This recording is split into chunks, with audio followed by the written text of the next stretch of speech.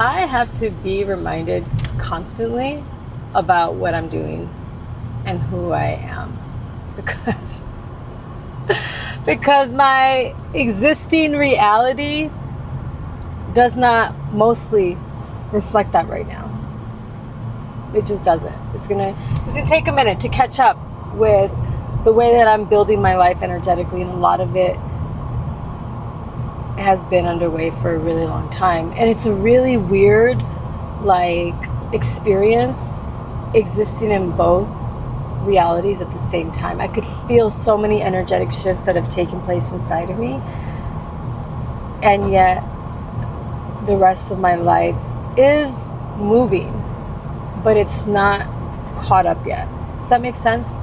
And I think that's a really important thing to acknowledge, so that people who are creating their lives in this really, not just a big way, but that's really different from your current reality, whatever area of life that is, or all the areas of your life. If we're gonna go big, you know what I mean?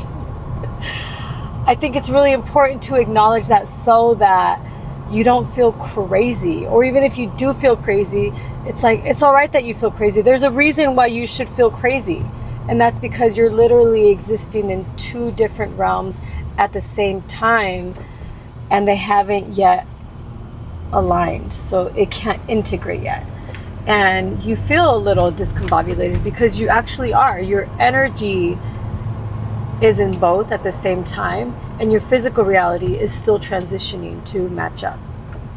And in that process, it's important to stay with your attention on the life that you want to create, not the life that is currently your reality, while still taking care of your current reality. It's a very trippy process, to be honest with you. So because you are experiencing such a grand shift, first energetically, and then so many things in your life tangibly, that takes a lot of energy. And for me, I'll give just an example of my life. I want to see these shifts occur in my physical reality. And so I have list upon list upon list, and vision boards, and all these things that I'm creating in my life that I want to experience. And so I want to see those things checked off the list in order to feel okay, good, it's done. Amazing, thank you. But that's actually not where the work is. The work is somewhere in the invisible, unseen realm, where it happens energetically first. And because that's where the work is, and that's where the shift is happening right now, I have to honor the fact that that means that I'm going to be wiped out, tired. My energy is going to be used up fully every single day, whether I'm doing some big physical act or not. And sometimes I do have to do big physical acts, like hike a big old mountain, to move energy, because energy needs to be moved. There's so many shifts happening. I would do well to remember this, to have compassion for myself when I feel tired and I need rest, and rest accordingly. You know what I mean? To have compassion with myself when it feels like it's taking longer than I wanted it to, than it should. To have compassion for myself, period. Because it's a lot. It's a lot, and I can grasp it mentally of this is what I want, this is the list of things, boom, boom, boom, boom, boom. But that shit takes time. That energy takes a lot of more energy to move it. Do you know what I mean? And whether we want to or not, whether we like this part of the process or not, we have to honor that. We have to honor that, because otherwise we're just going to be working against ourselves. We're going to be working against the current of it. And believe it or not, I don't know if this is just how my energy works, but there is a flow. And for me, there's a very distinct invitation to surrender to what feels like the uncertainty and a lot of times chaos and lack of control, and just surrender, trusting that I am carried, that I am protected, that there is a vision, even if I don't always see it with clarity, that there is a direction, that there is a purpose. And when there's discouragement, just trust that I was led here. I was led here. I was given a vision. And even though I don't feel excited about it every moment of every day, even though I don't feel certain about it, I know that it's real. You know what I mean? And I know that it's bigger than me. And I know that it's not even about me, to be honest with you. And that actually feels really good. That's honestly what keeps me going when I sit with it and I'm like, what the fuck am I doing? What am I doing? Like, I feel like a crazy person. I feel like a crazy person, and I feel like anybody who could be witnessing me at this time is like, what are you doing? Why are you doing? Who are you doing this for? You know what I mean? But I just know that I speak my truth and I share my story, and that has been inside of me my whole life in one way or another, through whatever medium it takes. And right now it happens to be through using my voice and videos. And that's gonna grow in different ways when I publish my books and I make music and poetry and screenwrites and movies and all these things, because I love story. And I genuinely believe that story is what connects us in our humanity. And so I don't have to be here teaching a lesson and having all these bullet points and strategies. I can literally just share my heart and my truth in a story, and it might open the door to someone else to see themselves. And if they can have compassion for me or understanding or humor, maybe, just maybe, they can have that same compassion for themselves in a similar part of their story. Do you know what I mean? I also feel like in the insanity part of this path, it feels very, like Abraham Hicks calls it, contrast. Like there's a lot of contrast, meaning there's a lot of things that you prefer not to experience. This is exactly what I don't want. And so through experiencing or seeing things that you don't want, you get a lot more clarity on what you do want, right? And that in and of itself is a gift. And what I woke up to this morning was contrast births appreciation. Through experiencing things that I don't like, that I don't want to experience, I learned to really appreciate even the small parts of my life that I'm grateful for. And they might not be these grand things and like gestures and all this stuff. They might just be really simple, mundane things that I do with my kids on a day-to-day basis, or like movie night. Like it's one of our favorite times of the week together. And like every night before we go to bed, after we say our prayers, we go around and we say, actually we just, before we say our prayers, we say our favorite thing and what we're most excited for. And we each take turns doing that. And it gives us a chance to reflect and also to look forward. And it's just a really beautiful practice, because there's so much to be grateful for. There, even in the everyday life, we do this every single day, there's so much to be grateful for. And listen, like, when you're creating something energetically first, you have to be existing in a state of full integrity to any and everything that's coming up. You have to hold space for yourself, for your feelings, for your experiences within you, and experiences that have come through your lineage that want to be alchemized through you.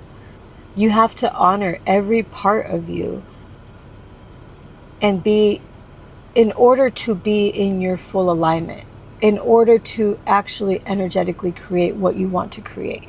Like, yes, it feels very magical and ethereal because it is, and it's energetic, but it's also scientific. I'm not a science head, but I know quantum mechanics, quantum physics explains a lot of this very thoroughly and practically. And I'm like, that's great. I'm not somebody who needs anything to have proof in order to believe it. I actually feel things, and I can feel when something is true. And to me, that stands as more data and proof than something scientific explanation. You know, I actually love it when the spiritual and the scientific collide and they like kind of interweave and intersect. I think it's really beautiful because I'm just like, well, yeah, duh. Of course. How else did you think this happened? Like, look at this world. It's completely magical. Like, take a few steps outside of your regular routine life and just look around you. Like, you can see magic in everything. My favorite quote by Einstein is, there are two ways to live your life. One is as though nothing is a miracle, and the other is as though everything is a miracle. And here's the end quote. And here's the beauty of that, is that we get to decide. That is our free will. And so literally it's like, is this cup half full or half empty? We get to decide how we want to perceive our lives. We get to decide what we want to do with contrast or with bullshit experiences that it's like, oh, why would this happen to me? And it doesn't mean you're not allowed to have feelings about it or be pissed when people just mishandle you. But like, am I going to let this keep me down for an extended period of time? Or am I going to say, you know what? I don't know why this happened, but I know enough to know that whatever occurs in my life actually is working out for me for my ultimate good. Somehow, some way, it is all working together. Even if this individual thing isn't for my greatest good, I know that it's working together in my life and every other piece for my greatest good. Creating a life different than the one you are experiencing now, creating something out of nothing, is not for the faint of heart. It just isn't. And that's why most people would rather, I'm going to say coward, I'm sorry, are afraid to go for their real dreams, because it's like, it's not easy. It's not easy, and it's more comfortable. The lie is, it's more comfortable to be complacent in this life where there's financial security through a corporate job. But is there? Does this economy feel secure to you? And even if it was guaranteed, even if you could look forward to your future and you could get retirement and pension or whatever people get and they retire, I don't know, however that works. What of your life? What of your dreams? What of your purpose? What of your actual experience of your day-to-day life? Because let me tell you, if there's a desire in your heart, you were created for it. If there is a pure longing in your heart, you were created for that. Stop minimizing your dreams and your desires to make it practical. Stop it, because you have this life to live in this lifetime and only this lifetime. I don't know if you have other lifetimes or not. I'm not really sure how that works. I imagine yes, but do we really know? Maybe that's not how it works for everyone. I don't know. The point is, you live this life right now. You live this life right now and you live it to the fullest. Stop telling yourself no. If something comes up, you figure it out. If you can't do it now, work on it. Work on it. Don't put your dreams to sleep because it's not a yes right now. Stop it. Stop settling in your life, because your heart coming alive depends on it. And as it turns out, your heart coming alive is the purpose of your life. Regardless of what that looks like, it's different for everybody. And that's the greatest gift that we can give back to the world, to humanity, and to the one who created us. That's the reason why you're here. So literally figure out what makes your heart come alive. Stop ignoring it. Stop dismissing yourself and your dreams and your desires. What? It's not your fault. I know we were taught to do that, to acquiesce, to make ourselves small, to who do you think you are, to like, oh no, I'm just going to not take up so much space and require this or that, or like do something that calls attention to me. Like, who am I to do this, or let my light shine this big, or dream this big, or create this thing, or want to work with these people? Like, who are you? Who are you? Like, oh my God. If you could only see yourself, if you could only see yourself. That's why I do this, because I see people. And you know what I mostly see? I mostly see people barely surviving. I mostly see people drowning, scared, complacent, seemingly comfortable.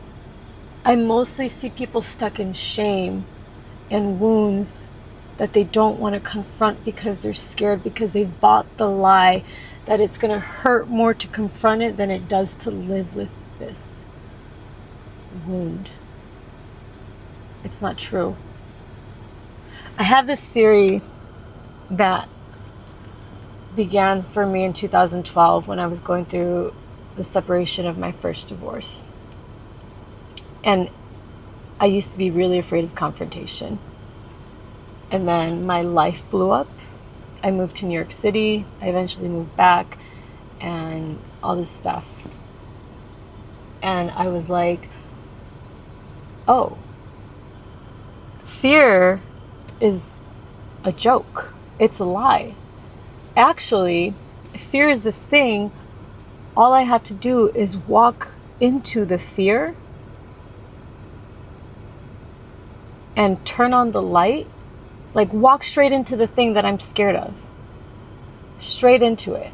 We're not even gonna avoid it. We're just gonna walk straight into that conversation. We're gonna walk straight into the thing that I'm scared to even admit to myself. We're gonna walk straight into whatever it is